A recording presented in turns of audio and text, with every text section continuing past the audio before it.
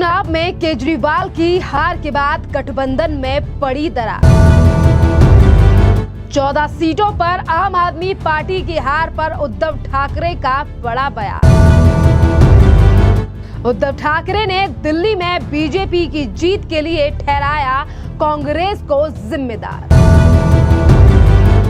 लोकसभा चुनाव के समय पर जिस कांग्रेस और जिन तमाम गठबंधन की सहयोगी पार्टियों ने कहा कि हम तो चलेंगे सालों साल साथ साथ, आज वही पार्टियां महाराष्ट्र, हरियाणा, अब दिल्ली में हारने के बाद एक दूसरे के ऊपर फोड़ रही हैं हार का ठीकरा। जी हां, दरअसल आपके लिए बता दें कि 28 साल बाद दिल्ली में भारतीय जनता पार्टी की वापसी और वहीं दूसरी तरफ 62 से सीधे बहुत ज्यादा डाउनफॉल पे जाने वाले अरविंद केजरीवाल की हार को लेकर अब शिवसेना यूबीटी के प्रमुख उद्धव ठाकरे का बयान सामने आया है और उद्धव ठाकरे ने अपने मुखपत्र सामना में इसको लेकर कांग्रेस की जमकर आलोचना की है और दिल्ली में अरविंद केजरीवाल की हार का जिम्मेदार बताया है कांग्रेस पार्टी को। जी हां, दरअसल आपके लिए बता दें कि जम्मू कश्मीर के सीएम उमर अब्दुल्ला के बयान पर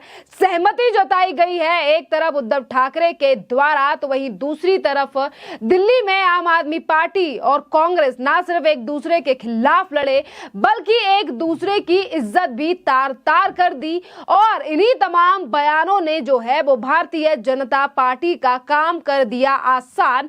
और ये तमाम बातें लिखी गई हैं उद्धव ठाकरे के द्वारा अपने सामना मुख पत्र में। देखिए, एक दूसरे को लेकर उन्होंने ये भी कहा है कि जिस तरीके से आपस में जी भर के लड़ो, एक दूसरे को खत्म करो। कांग्रेस को आपकी हार का कारण बताते हुए कहा है कि दिल्ली में जो 14 सीटें हैं आप पर, जहां पर आज 14 सीटें ऐसी हैं जहां पर आम आदमी पार्टी कांग्रेस की वजह से हारी है। हरियाणा में भी यही हुआ था और इसी के साथ देखिए उन्होंने ये भी कहा है उद्धव ठाकरे ने कि आपके लड़ने के बाद आखिरकार कांग्रेस जो है वो कांग्रेस और आम आदमी पार्टी ने एक साथ चुनाव क्यों नहीं लड़ा। और इसी के साथ राहुल गांधी पर सीधा हमला बोलते हुए कहा गया है कि राहुल गांधी की प्रतिष्ठा को जो है वो नुकसान पहुंचाया गया। देखिए, यानी कि राहुल गांधी की प्रतिष्ठा को आज नुकसान कौन पहुंचा रहा है? उद्धव ठाकरे का ये पत्र, क्योंकि यहां पर कांग्रेस और राहुल गांधी पर सीधा हमला जो है वो सामना पत्र के द्वारा यानी कि बोला गया है और इस पर लिखा हुआ है कि क्या कांग्रेस पार्टी में कोई भी छिपी हुई ताकतें हैं जो हमेशा राहुल गांधी की प्रतिष्ठा को नुकसान पहुंचाती हैं? अगर कांग्रेसी नेता ये कह रहे हैं कि आपको जितना कांग्रेस जिम्मेदार नहीं है, यानी कि दोनों की गलती है, तो यहाँ पर ये जो है वो पार्टियों का अहंकार है। तो क्या मोदी शाह की तानाशाही को जिताने के लिए आपकी जिम्मेदारी नहीं थी कि आप एक साथ में लड़ें? पर आप तो एक दूसरे के ऊपर ही हमलावर थे। देखिए, आप कांग्रेस जो है वो एक दूसरे के लिए लड़ाई लड़ी और ये बात उद्धव ठाकरे के पत्र सामना के द्वारा कही जा रही है कि आम आदमी पार्टी और कांग्रेस जो है वो एक दूसरे के ही प्रतिद्वंदी इस बार चुनाव में नजर आए। दिल्ली में आम आदमी पार्टी और कांग्रेस ने दोनों एक दूसरे को खत्म करने के लिए जो है वो चुनाव लड़ा, जिससे कि मोदी अमित शाह के लिए जगह बनी। अगर इसी तरीके से काम करना है तो गठबंधन वगैरह क्यों बनाया है?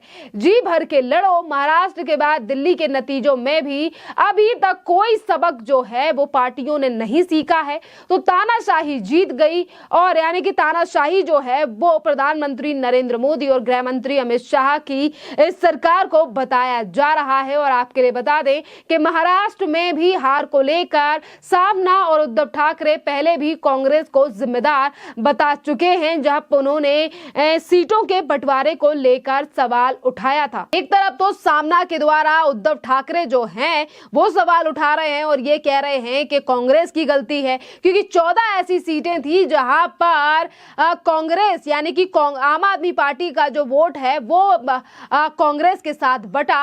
अगर यही दोनों पार्टियां अलायंस करके लड़ती तो ये तमाम वोट जो है वो एक ही पार्टी यानी कि एक ही तरफ आता। और अब जो दो पार्टियां अलग अलग चुनाव लड़ी हैं जिसमें कांग्रेस को ज्यादा जिम्मेदार जो है वो पार्टी मान रही है और इसी वोट यानी कि इसी वोट बंटवारे का फायदा जो है है वो भारतीय जनता पार्टी को हुआ है। इसी के साथ आपके लिए बता दें कि उद्धव ठाकरे ने सामना के द्वारा कांग्रेस को जिम्मेदार ठहरा दिया है। तो आज प्रेस कॉन्फ्रेंस की उद्धव ठाकरे के ही काफी ज्यादा करीबी और राज्यसभा सांसद संजय राउत ने भी कांग्रेस को जिम्मेदार बताया है दिल्ली में हार को लेकर। संजय राउत ने कहा है कि कांग्रेस जो है वो गठबंधन और हमारे लिए एक बड़ा भाई है और बड़े भाई को जो है वो अपनी जिम्मेदारी पहले निभानी चाहिए थी। और मैं ये भी मानता हूं कि यहां पर अहंकार की वजह से दोनों पार्टियां अलग अलग चुनाव लड़ी हैं। सुनिए संजय राउत का ये बयान। नहीं, इंडिया अलायंस की बात नहीं है। कांग्रेस हो, हम सब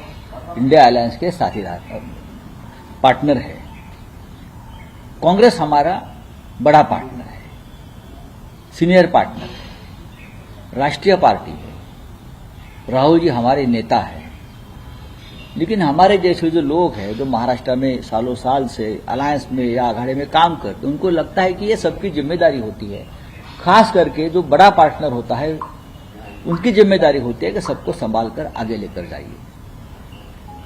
ये जिम्मेदारी आपकी भी थी, बैठकर बात करना चाहिए था। क्या हो गया, आपने सत्ता गंवाई और कांग्रेस को कुछ नहीं मिला।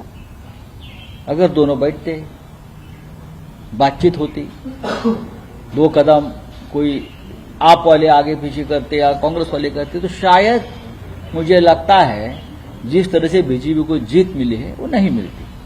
तो इसके पीछे आप क्या कारण मानते हैं, किसकी वजह से? सब, everybody is responsible for this defeat. आप भी जितनी जिम्मेदार है उतनी कांग्रेस भी है। अहंकार नहीं होना चाहिए, ईगो नहीं होना चाहिए अलायंस की राजनीति में, यह हमारा कहना है।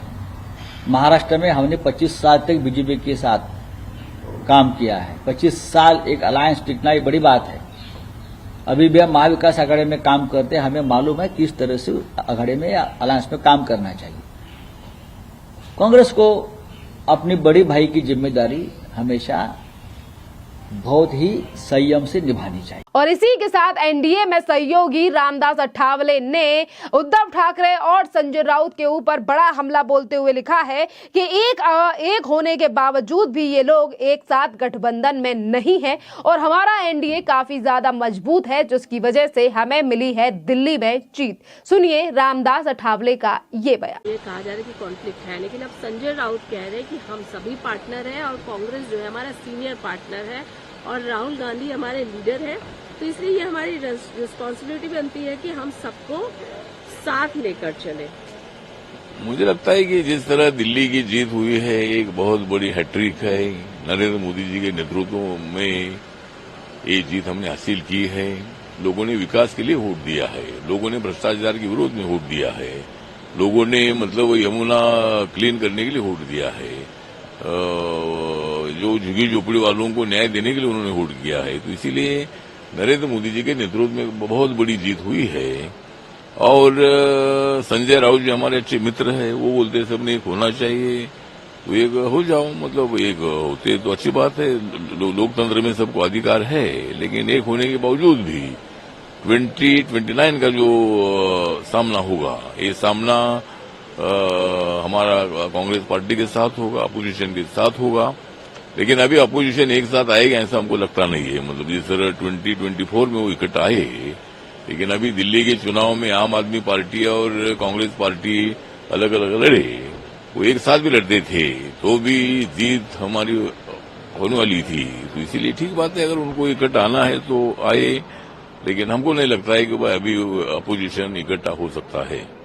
उनका ये कहना है कि आम आदमी पार्टी और कांग्रेस दोनों ही रिस्पॉन्सिबल है, तो ईगो के बगल में रह के उनको एकजुट होना चाहिए। अब हाँ, तो उन्होंने एकजुट होना चाहिए तो हो जाओ। मतलब हमने क्या विरोध किया है, जिनको इकट्ठा आना है वो इकट्ठा आए। हमारी एनडीए स्ट्रांग है, मोदी साहब स्ट्रांग है, मैं स्ट्रांग हूँ, मेरा हर नेता स्ट्रांग है और ये बाकी के लोग रॉन्ग है।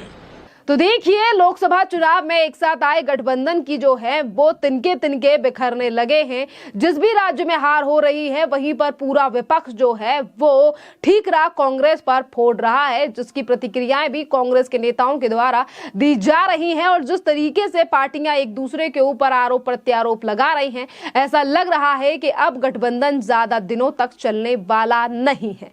खैर, अब आपको क्या लगता है कि गठबंधन चलेगा या नहीं? आप अपनी राय हमें कमेंट कर जरूर बताइए। धन्यवाद।